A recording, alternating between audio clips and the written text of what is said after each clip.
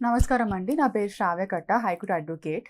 ముందు కాలంలో అండి ఓన్లీ అబ్బాయిలకి రైట్ ఉండేది. అమ్మాయిలకి ఎలా డౌరీ ఇచ్చేసి, పంపించేసి పెళ్లి చేసేసారు కాబట్టి వాళ్ళకి తర్వాత నాన్న గాని, అమ్మ గాని చనిపోయిన తర్వాత హక్కు లేదని చెప్పేసి క్లియర్‌గా ఎవరు వాళ్ళకి ప్రాపర్టీ ఇచ్చేవాళ్ళు కాదు. కానీ చట్టం మారింది.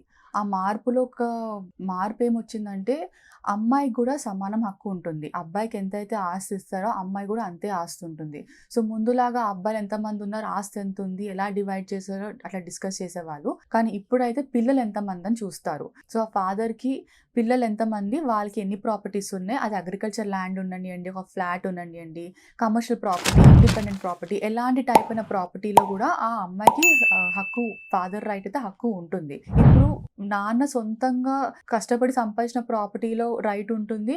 అలానే యాన్సిస్ట్రల్ ప్రాపర్టీలో కూడా రైట్ ఉంటుంది. కానీ యాన్సిస్ట్రల్ ప్రాపర్టీ ఏంటంటే గ్రాండ్ ఫాదర్ తర్వాత అంటే తాత తర్వాత, నాన్న తర్వాత పిల్లలకి అలా ఒక్కొక్కరికి డివాల్వ్ అయితూ ఉంటుంది. కానీ సెల్ఫ్ అక్వైర్డ్ ప్రాపర్టీలో ఏంటంటే డైరెక్ట్‌గా నాన్న కావాలంటే ఫస్ట్ అమ్మాయికి ఇచ్చేయొచ్చు. తర్వాత అబ్బాయిలకు గూడా అలానే ఈక్వల్‌గా డివైడ్ చేయొచ్చు. ఇప్పుడు నాన్నకు ఆ అమ్మాయి ఇంకా ప్రేమ ఉంది. మా పిల్లలు వేరే పిల్లల కంటే ఈ అమ్మాయికి నేను ఎక్కువ ఇద్దాం అనుకుంటున్నా అంటే, మీరు డైరెక్ట్‌గా గిఫ్ట్ డీడ్ అన్నా, విల్ డీడ్ అన్నా ఇలా స్పెసిఫిక్‌గా డాక్యుమెంట్ చేసుకొని, మొత్తం ఆస్తి కూడా అమ్మాయికి ఇచ్చే రైట్ అయితే ఉంటుంది. అది వాళ్ళ సొంత ప్రాపర్టీ కాబట్టి వాళ్ళ ఇష్టం. లేదు అలా డాక్యుమెంట్ ఏమి రాయలేదు, వీలునామా రాయలేదు, గిఫ్ట్ డీడ్ రాయలేదు, అలానే చనిపోయారు.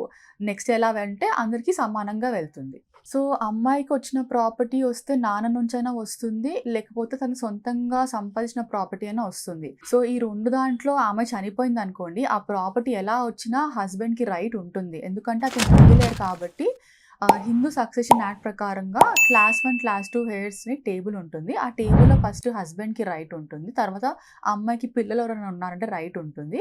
ఇప్పుడు వాళ్ళెవ్వరు లేకుండా అంటే హస్బెండ్ చనిపోయారు, తర్వాత ఆమె చనిపోయింది. ఆమె ప్రాపర్టీ ఎక్కడికెళ్తుంది, పిల్లలు ఎవరు లేరంటే అప్పుడు మళ్ళీ తన పేరెంట్స్‌కి రైట్ ఉంటుంది తీసుకోవడానికి. ఇది కాకుండా ఇప్పుడు నాన్న చనిపోయిన తర్వాత ఆ అమ్మాయికి ప్రాపర్టీ రావాలంటే ఫస్ట్ ఆమెకి కొన్ని కొన్ని డాక్యుమెంట్స్ ఇంపార్టెంట్ మీరు తీసుకొని పెట్టుకోవడానికి. ప్రాపర్టీస్ ఎన్నున్నాయి, ఎక్కడెక్కడ ఉన్నాయి, ఎప్పుడెప్పుడు ప్రాపర్టీస్ ఎవరికైనా అమ్మారా లేదా, లేకపోతే ఇంకా నాన్న పేరు పైన ఉందా అవన్నీ చెక్ చేసుకోవాలి. చాలామంది నేను చూసినప్పటికి క్లయింట్స్ వచ్చేసి మా నాన్నకి ఆస్తి ఉందండి, కానీ ఎక్కడుందో తెలీదు, ఎంతుందో తెలీదు, ఎప్పుడు కొన్నారో తెలీదని క్లియర్‌గా చెప్తారు. అలా ఉన్నప్పుడు మనం కోర్ట్‌కెళ్ళి ఏ విధంగా అడగాలో మాకు ఇబ్బంది అయితుంది. సో, మీరు ముందుగానే ప్రాపర్టీస్ ఎక్కడున్నాయి, ఎంతున్నాయి అట్‌లీస్ట్ మొత్తం డీటెయిల్స్ లేకపోయినా ఒక ఎక్స్‌టెంట్ వరకు ఎక్కడ కొన్నారో, ల్యాండ్ ఎక్కడుందని తెలుసుకున్నా మనము డాక్యుమెంట్స్ తెప్పియడానికి అవకాశం ఉంటుంది. ఇప్పుడు ల్యాండ్ ఇంత ఉంది, మా నాన్నకు ఆస్తి ఇంత ఉంది, ఎలా మనం తీసుకోవాలన్నటప్పటికి మీరు కోర్ట్‌కెళ్ళి పార్టిషన్ సూట్ ఏసుకోవచ్చు. పార్టిషన్ సూట్‌లో గూడా మాకు ఇంతమంది పిల్లలున్నాము, అందరికీ ఈక్వల్‌గా డివైడ్ చేయమని కోర్ట్‌కి అడగొచ్చు. కోర్ట్ గూడా అందరి పిల్లల్ని నోటీస్ ఇచ్చి రప్పిస్తుంది. రప్పించిన తర్వాత ఎవరికి ఎంత ఇవ్వాలా, అందరికి ఈక్వల్ భాగంలో ఇవ్వాలి కాబట్టి ఎంత ఇవ్వాలా, ఒక ప్రాపర్టీ ఉంటే ఎట్లా డివైడ్ జేయాలా, 2, 3 ప్రాపర్టీస్ ఉంటే మార్కెట్ వాల్యూ బట్టి ఎట్లా డివైడ్ జేయాలి, అందరికి సమానంగా వచ్చేటట్టుగా కోర్టే డివైడ్ చేసి మీకు ఆ రైట్ మీకు ఇస్తుంది.